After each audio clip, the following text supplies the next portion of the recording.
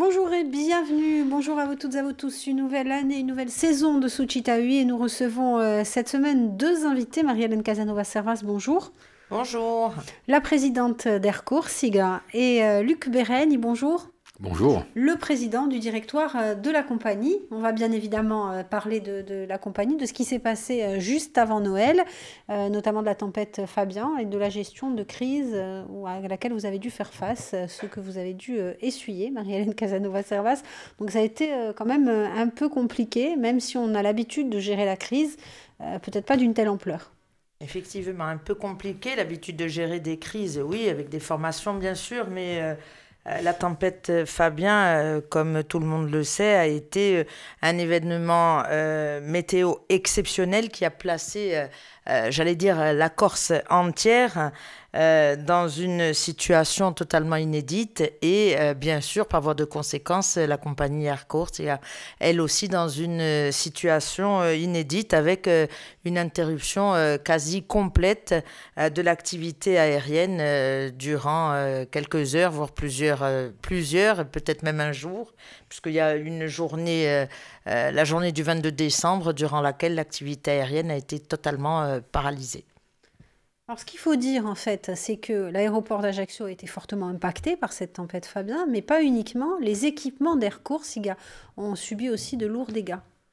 Effectivement, les ennuis, ont commencé le samedi 21 décembre au matin avec l'évacuation de notre siège social qui menaçait d'être inondé en raison des très mauvaises conditions météo. Et puis après, bien sûr, l'arrêt complet de notre programme d'exploitation à partir du samedi, avec la fermeture de l'aéroport d'Ajaccio le samedi, à partir du samedi 21 à 10 heures. Et là, après, ça s'est enchaîné. Luc Bérény, il faut réagir très vite quand on est confronté à ça. La présidente le disait, on a des exercices de gestion de crise, mais on n'est jamais sûr de la crise que l'on va subir. Absolument, on est préparé à certains événements.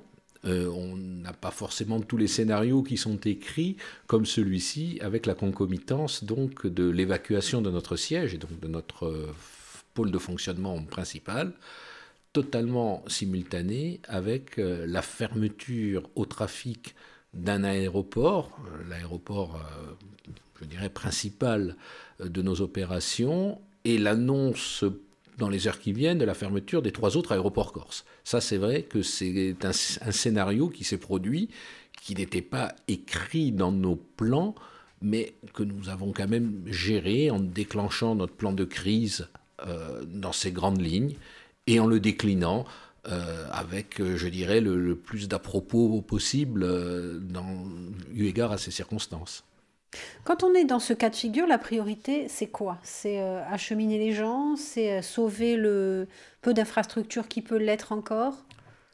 Pour nous, la priorité, bien sûr, c'était d'abord la sécurité des passagers. C'est pour ça que tout de suite des décisions ont été prises. Et puis, bien sûr, préserver la continuité du service public et compte tenu de la période, puisqu'il s'agissait de l'avant-veille de Noël, nous souhaitions permettre à tous nos passagers de rejoindre la destination qu'elles avaient choisie pour passer Noël, et c'est ce qu'on a fait. Et bien sûr, préserver les installations, évidemment, et c'est la raison pour laquelle nous avons décidé dans l'urgence de mettre en place tout un dispositif dans les locaux de l'aéroport, ce qui a été fait, puisque M. Bérény vous le dira toujours, bien sûr, avec plus de talent que moi, mais nous avons décidé de transférer dans les locaux de l'aéroport le CCO, qui est le centre de coordination opérationnelle, et puis tout ce qui était maintenance, enfin tout ça également, ça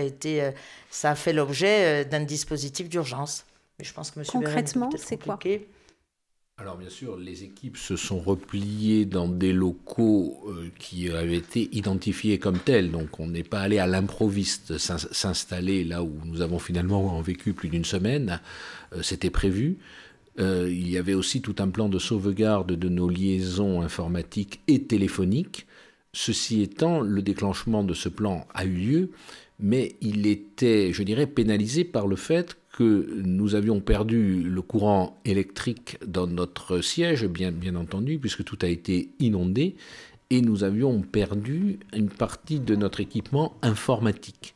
Et donc, je dois saluer là la réactivité de nos équipes qui ont réussi en quelques heures à rebâtir tout un circuit de communication, ce qui nous était indispensable pour assurer la continuité des opérations du jour même. Ces opérations étaient donc très perturbées par la fermeture de l'aéroport sur Ajaccio, mais aussi le fait d'avoir recouvré la quasi-totalité de ces moyens de communication nous a permis de préparer assez sereinement la journée du surlendemain, puisque nous savions que celle du lendemain, elle, allait se traduire par une activité aérienne à zéro. Mais c'est vrai que dans l'intervalle, dans les premières heures, nous avons fonctionné avec nos téléphones portables. Il faut savoir aussi s'organiser en fonction de ce qu'on a sous la main. C'est exactement ce qui a été fait et j'allais dire que ça a été fait par toutes les équipes et nous en parlions il y a quelques instants. En réalité, pour comprendre la façon dont a été gérée cette crise et dont elle peut se gérer, il y a 4 piliers. Il y a le CCO, je vous le disais, c'est le centre de coordination opérationnelle.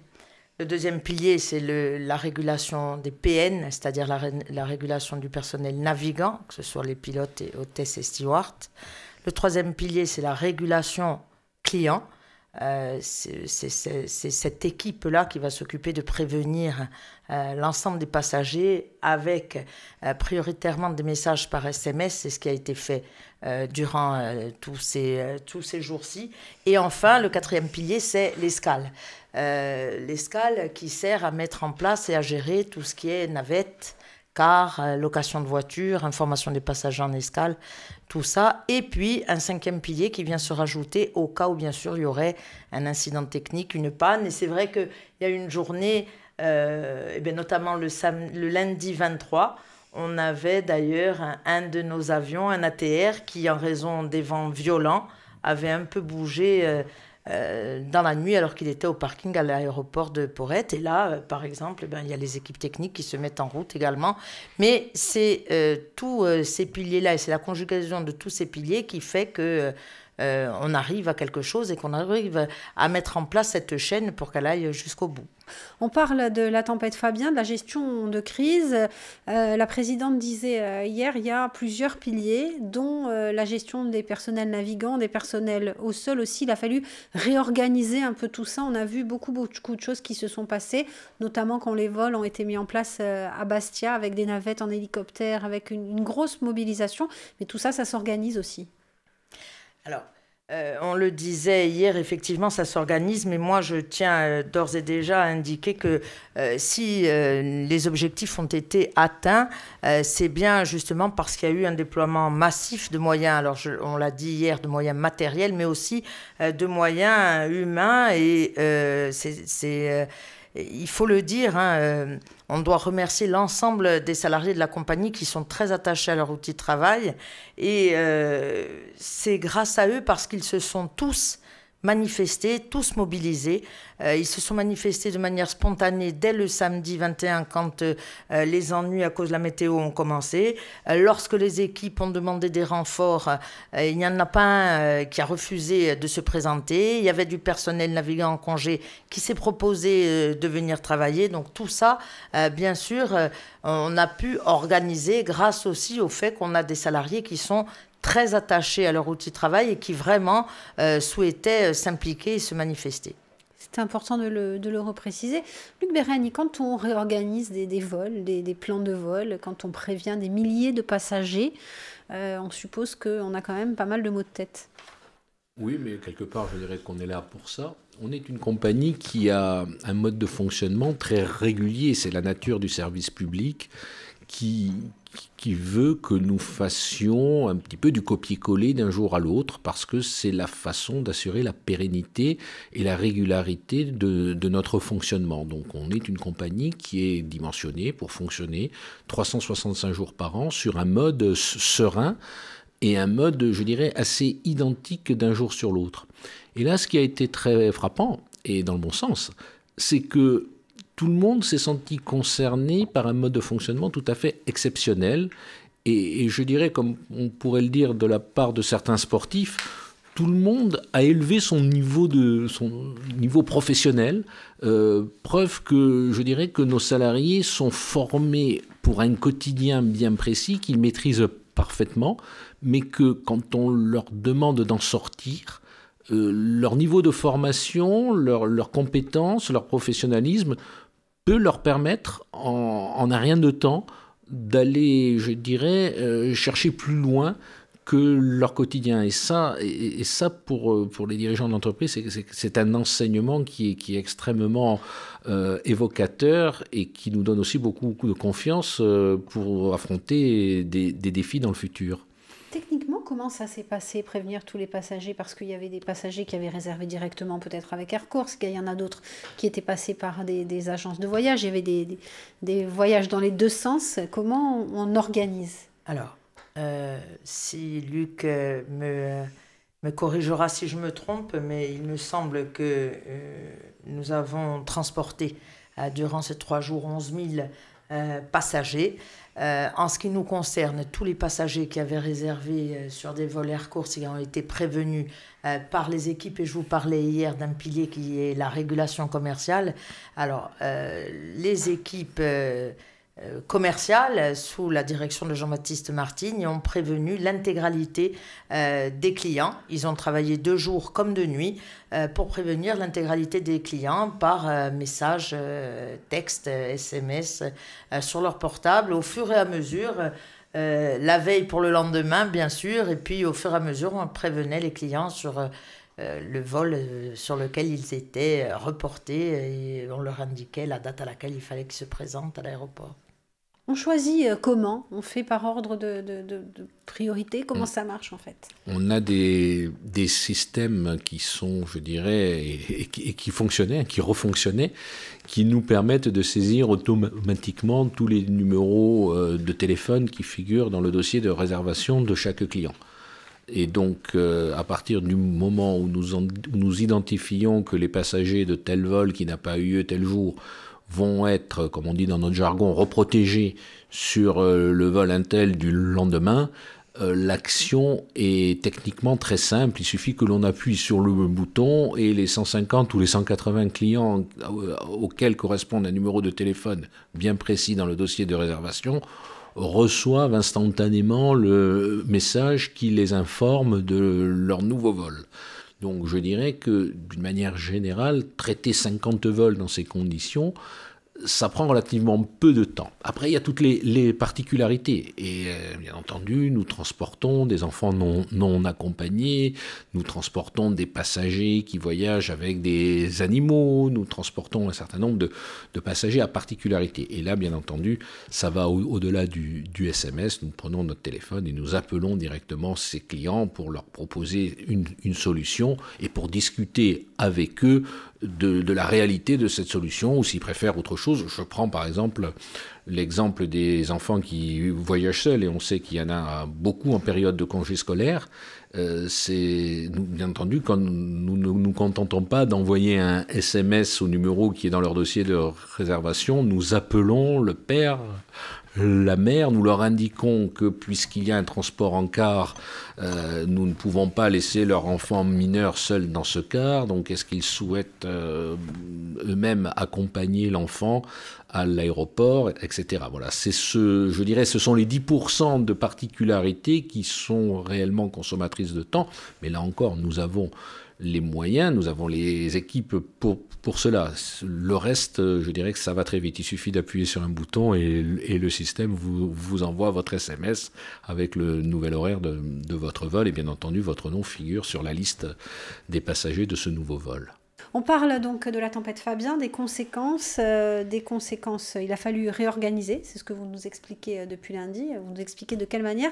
Vous parliez à M. Béren des navettes qui ont été mises en place dès lors que des vols ont été reprotégés, comme vous disiez, de Ajaccio sur Bastia. Ça aussi, c'est une autre facette de la gestion de crise. Oui, bien sûr, comme on le disait hier, ça a nécessité pour nous le déclenchement de tous ces moyens sols qui ne font pas d'habitude, qui ne sont pas partie prenante, je dirais, de ce que nous proposons dans nos acheminements. Alors c'est vrai que toute l'année, à intervalles plus ou moins réguliers, quand il y a du mauvais temps, nous pouvons être amenés à ce qu'un avion programmé sur l'un des 4 aéroports corse se pose sur un des 3 autres. Ça arrive parce qu'il y a du vent, parce qu'il y a de mauvaises météo. Et donc, je dirais, nous travaillons régulièrement par l'intermédiaire de nos escales avec la plupart des autocaristes corses pour acheminer les passagers de vols qui, pris individuellement, isolément, peuvent être amenés à se poser dans un autre aéroport. Là, la différence, c'est que ça a concerné un très grand nombre de vols et qu'il a réellement fallu mettre en route une logistique routière qui, une fois de plus, ne fait pas partie de du cœur de notre métier et qui a bien été déployée grâce à la collaboration de la totalité des autocaristes corses, et je tiens à les remercier de leur réactivité. Nous avons eu une chance, c'est que nous n'étions pas en période de transport scolaire. Donc il y avait un grand nombre de cars qui étaient libres, mais d'un autre côté, les sociétés d'autocars en avaient profité pour donner leur congé à leurs chauffeurs. Et là aussi, comme pour nos propres salariés, les sociétés d'autocars ont fait appel à du personnel qui à l'origine était en congé et qui avait certainement prévu des choses bien précises à l'occasion des congés de Noël, et qui se sont eux-mêmes remis à la disposition de leur employeur de manière à assurer le service. Et ça, c'est quelque chose qui nous a beaucoup aidé, bien entendu, à mettre en place ce dispositif, parce qu'il est évident que sans la disponibilité des cars, et ils ont été nombreux, nous n'aurions pas pu parvenir à nos fins aussi vite. Marie-Hélène Casanova, Servas, combien ça coûte à la compagnie?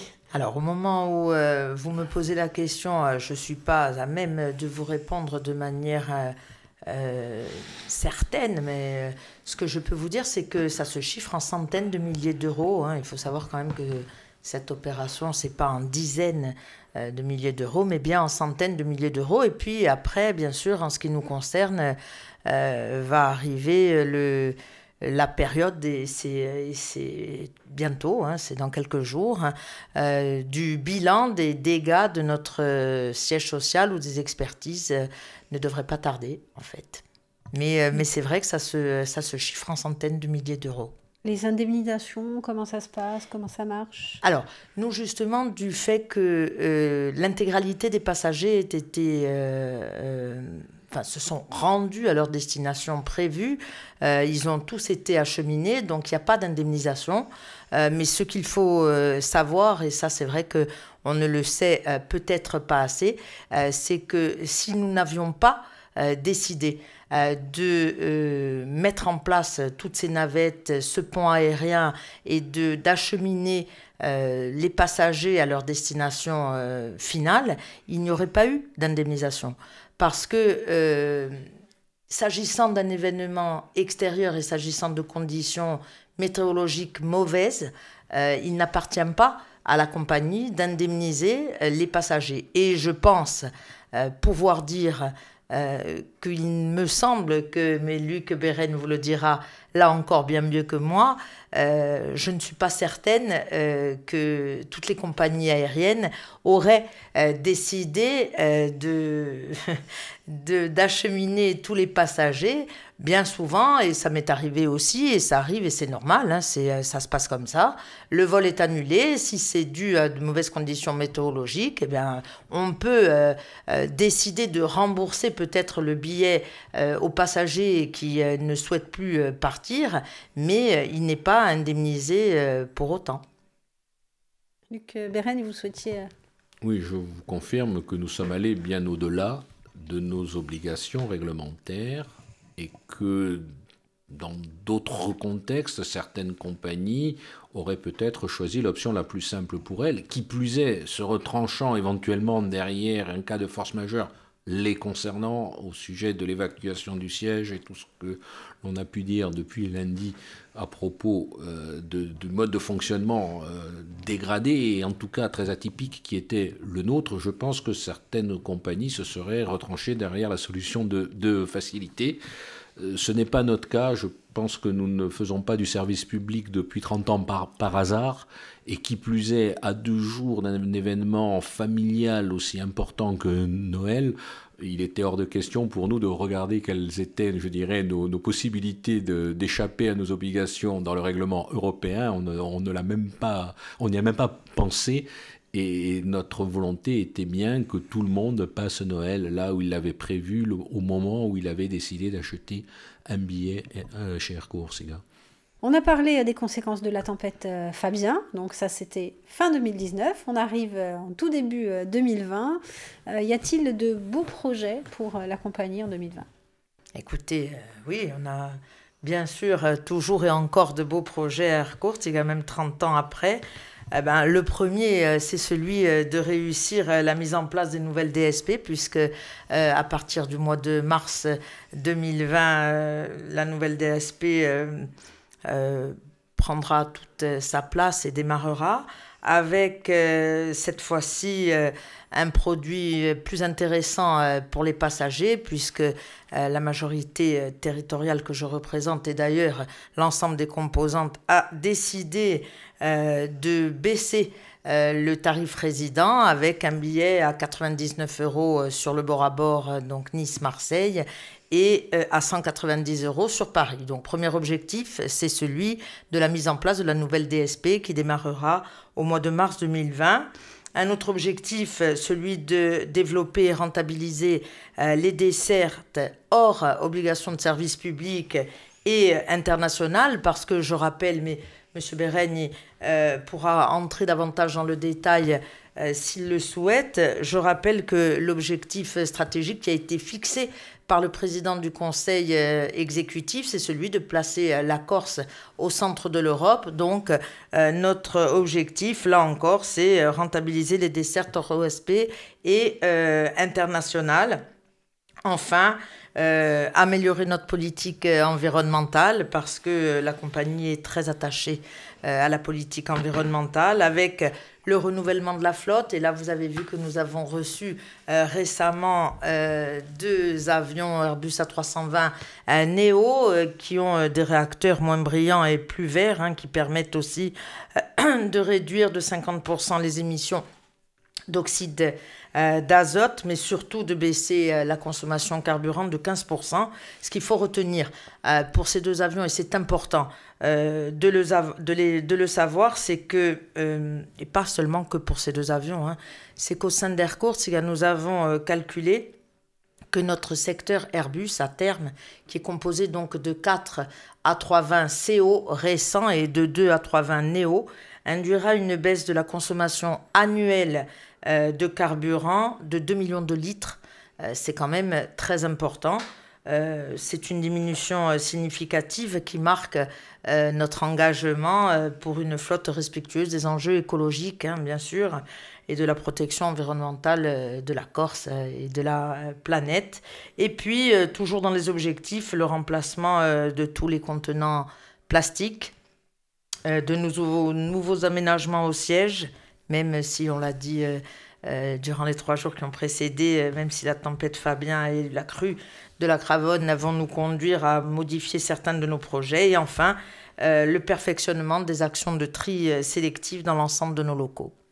Alors, Luc Béreigne, on va prendre étape par étape. Donc, les nouveaux vols, bon, la baisse des tarifs, la présidente en a parlé, mais les nouveaux vols, les nouvelles destinations, on a vu que l'ouverture de ces nouvelles destinations avait quand même connu un franc succès auprès des Corses. Oui, c'est vrai que la possibilité d'aller passer 3 jours à Londres ou à Bruxelles, pour parler des 2 destinations, je dirais, européennes qui ont été ouvertes par la compagnie ces dernières années, c'est un plus. Nos compatriotes, nos clients aiment les vols directs, on peut les comprendre. Nous avons aussi, et ça commence très vite là dans les jours qui viennent, nos programmes de vols européens ponctuels qui permettent d'emmener aussi nos clients insulaires en 1 heure ou 2 vers des destinations qui ne sont bien entendu pas reliées toute l'année avec la Corse. Il y a un réel besoin, il y a une demande pour cela. Après, il faut être réaliste, nous ne sommes que sur un marché de 320 000 résidents potentiels. Nous avons 4 aéroports à desservir, donc il faut aussi que la demande, je dirais, se répartisse entre ces 4 terrains. Donc on ne peut pas multiplier les vols directs européens sans faire de calcul bien précis par rapport à une taille de marché qui n'est pas énorme, même si elle est très, je dirais, dynamique. Il y a aussi, bien entendu, les visiteurs de notre île et bien sûr les touristes. Quand nous ouvrons une ligne sur un pays européen, nous regardons aussi le potentiel de tourisme à destination de la Corse que ces pays présentent. Et nous avons là quelques projets en relation avec l'Agence du tourisme corse et l'Office des transports. Comme par exemple ? C'est peut-être un peu tôt de les dévoiler ici, mais je dirais que, de manière générale, tout ce qui est à 2h30 de vol et potentiellement la Corse est potentiellement intéressant. Nous avons affaire à un marché potentiel de plus de 300 millions d'Européens qui voyagent parfois très loin pour aller découvrir des destinations d'intérêt, je dirais, relatif, ou tout au moins d'intérêt vis-à-vis de laquelle la Corse peut tout à fait rivaliser. Et donc je pense, mais là nous ne sommes pas seuls bien entendu, ce sera un travail commun avec l'Agence du tourisme notamment pour avoir ce réflexe de venir en Corse autrement que pour aller sur une plage, parce que même si nous avons certainement les plus belles plages du monde, c'est vrai que nous limiter à un trafic purement estival et balnéaire, dans une entreprise comme la nôtre qui a besoin d'un minimum d'industrialisation de sa production, ça voudrait dire se dimensionner pour voler 2 mois par an. Et ça, c'est insuffisant pour faire du développement. Donc, je dirais, notre développement passe avant tout par un allongement de la saison et par la prise en compte de flux touristiques à destination de la Corse qui ne soient pas que des flux liés au balnéaire. Ça, c'est très important pour nous. L'idée, c'est quoi? Du très court séjour? C'est ce que disait l'Agence du tourisme de la Corse, y compris peut-être venir passer une soirée en Corse et repartir le lendemain?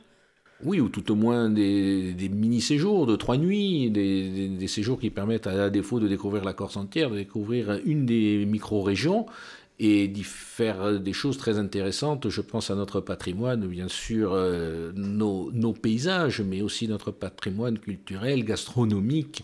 Enfin, il y a tellement de choses à faire en Corse, même si une fois de plus, on y vient aujourd'hui surtout pour ces plages. Il y a tellement de choses d'autres à faire et qui peuvent se faire en dehors de la saison des plages. Et nous, notre développement, c'est bien vers des saisons longues qu'il se tourne, et c'est aussi la possibilité pour nos compatriotes qui ne sont pas forcément disponibles au mois de juillet-août pour se déplacer, parce que eux aussi sont impliqués, sont des acteurs locaux du tourisme. C'est aussi une façon de leur permettre d'aller, je dirais, se déplacer hors de Corse quand ils en ont le temps. On a parlé des projets de la compagnie. Le projet écologique, la révolution écologique, c'est vraiment l'une des idées, ça sera l'une des idées forces de 2020. On a vu avec les deux nouveaux avions, les Néo, et puis il y a beaucoup de choses qui vont se faire dans ce sens-là. Il y a beaucoup de choses qui vont se faire dans ce sens-là, et Air Corse avait réellement la volonté de devenir la compagnie zéro déchet également, donc il faut le dire. Et puis c'est vrai que, encore une fois, et je l'ai dit hier, nous tenons à marquer notre engagement pour une flotte qui est respectueuse des enjeux écologiques et de la protection environnementale de la Corse et de la planète. Donc c'est la raison pour laquelle, et nous en avions parlé et débattu longuement au conseil de surveillance que je préside, mais le directoire s'est longuement penché sur des études avant l'acquisition de ces 2 A320 Néo, parce qu'il s'agit d'avions beaucoup plus verts. Donc on a fait ce choix délibéré d'œuvrer dans ce sens commun. Absolument, c'est un choix économique aussi, parce que évidemment ça nécessite des investissements, mais dans la durée, au-delà, je dirais, de symbole et du fait d'être apprécié aussi par nos clients parce que nous sommes une compagnie respectueuse de l'environnement, et ça c'est important parce que de plus en plus les gens qui voyagent par avion, mais ils doivent aussi le faire de manière très équitable par rapport à tous les autres modes de transport, qui sont peut-être un peu moins montrés du doigt et qui pourtant, si on y regarde bien, polluent autant, voire plus.